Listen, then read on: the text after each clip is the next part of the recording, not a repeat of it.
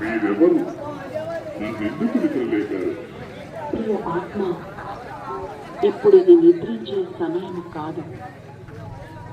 ఇది సృష్టి పరివర్తన సమయం.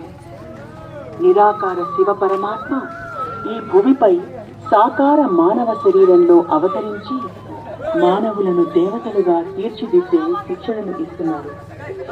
కనుక ఇప్పుడు అజ్ఞాన నిద్ర నుండి మేలుకో, పరమాత్మను తెలుసుకో.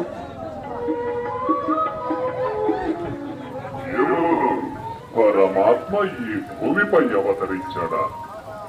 స్వయంగా భగవంతుడు ఈ భూమిపైకి వచ్చాడా?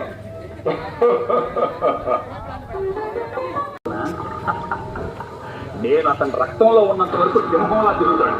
నేను పోయాక రోడ్డుపై పడిపోయి బ్రో ఇంకో పెగ్ కావాలి అని కేకలు వేస్తాడు.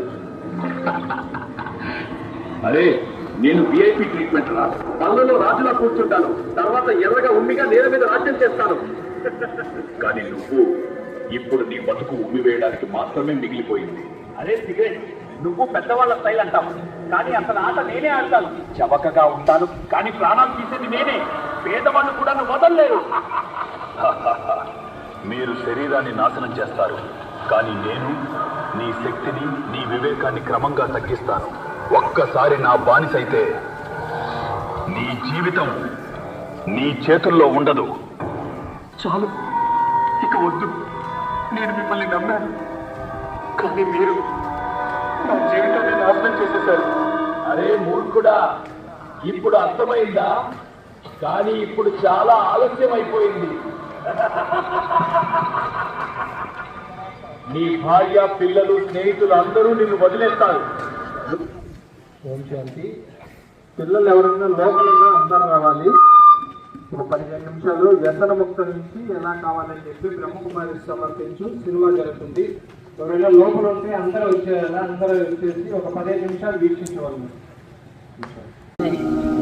రాజయోగ ధ్యానం వల్ల మెదడులో కొన్ని భాగాలు చురుకుగా మారుతాయి. రాజయోగ ధ్యానం చేస్తే నిజంగా మనసు మారుతుందా? మన శరీరంలో సహజంగా ఆనందమిచ్చే రసాయనాలు కూడా ఉన్నాయి. ఆనందమైడ్, సెరోటోనిన్, ఇవి మనసుకు శాంతి ఇస్తాయి. కానీ వ్యసనాల వల్ల ఇవి తగ్గిపోతాయి. రాజయోగ ధ్యానం వల్ల ఈ సహజ ఆనందం మళ్ళీ సక్రియమవుతుంది. నియమిత ధ్యానం, మంచి ఆలోచనలు మన సంకల్ప శక్తిని బలపరుస్తాయి. పరమాత్మ నుండి శక్తి ఎలా పొందాలి? పరమాత్మ అత్యున్నత చైతన్యం. ఆయనకు మనప్పుడు ఖాళీ బ్యాటరీ ఛార్జ్ అవుతున్నట్లుగా మనసుకు శక్తి లభిస్తుంది. దీనినే రాజయోగం అంటారు. ఇక్కడికి వచ్చి వేలాది మంది వ్యసనాల నుండి విముక్తి పొంది శాంతియుతమైన జీవితం గడుపుతున్నారు. మార్పు కోసం మంచి సాంగత్యం కూడా అవసరం. మనం ఎలాంటి వాతావరణంలో ఉంటామో అది మన ఆలోచనలను ప్రభావితం చేస్తుంది. ఇప్పుడు నాకు అర్థమవుతుంది.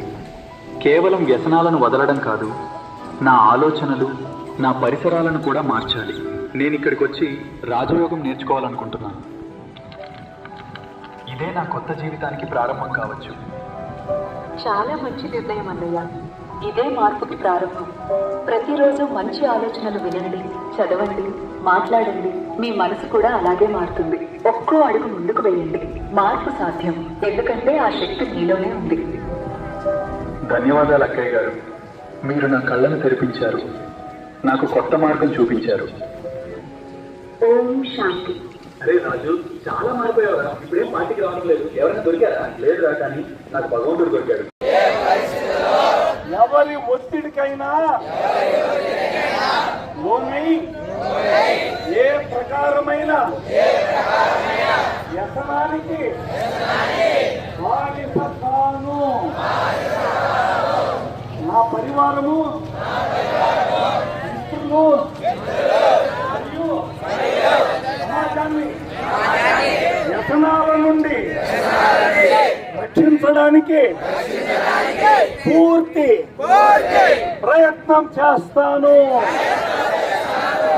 భారత ప్రభుత్వం ద్వారా తయారు చేయబడిన వ్యసనానికి సంబంధించిన అన్ని నియమాలను నిజాయితీగా పాలన చేస్తాను. వాతావరణాన్ని మరియు వాయుమండలాన్ని స్వచ్ఛంగా మరియు వ్యసనముక్తంగా ఉంచడానికి పూర్తి సహయోగం చేస్తాను. ఇది మనస్ఫూర్తిగా మీరందరూ మీ కన్న తల్లి తండ్రి భగవంతుని ఎదురుగా పెట్టుకుని అడుగు ప్రారంభించుకున్నాను. జీవితంలో ఎప్పుడు వీటికి నేను వ్యసనానికి నేను లోపడను అని మీరు మనసులో గట్టిగా ప్రామిస్ చేసుకోండి. ఓం శాంతి.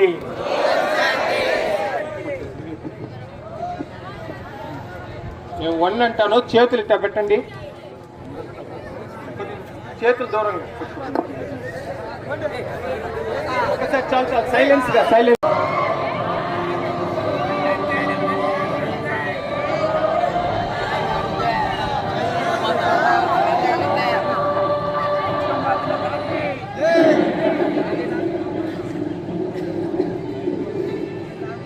ఏమిటి నేను చూస్తున్నది?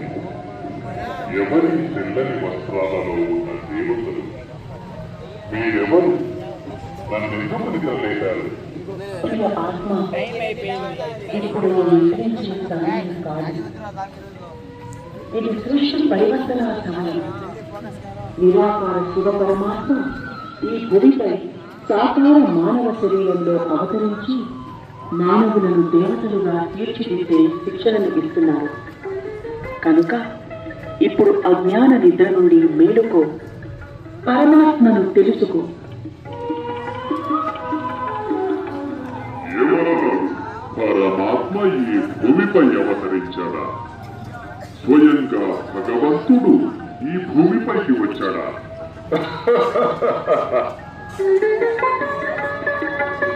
అవును సోదరా, ఇది నిజం.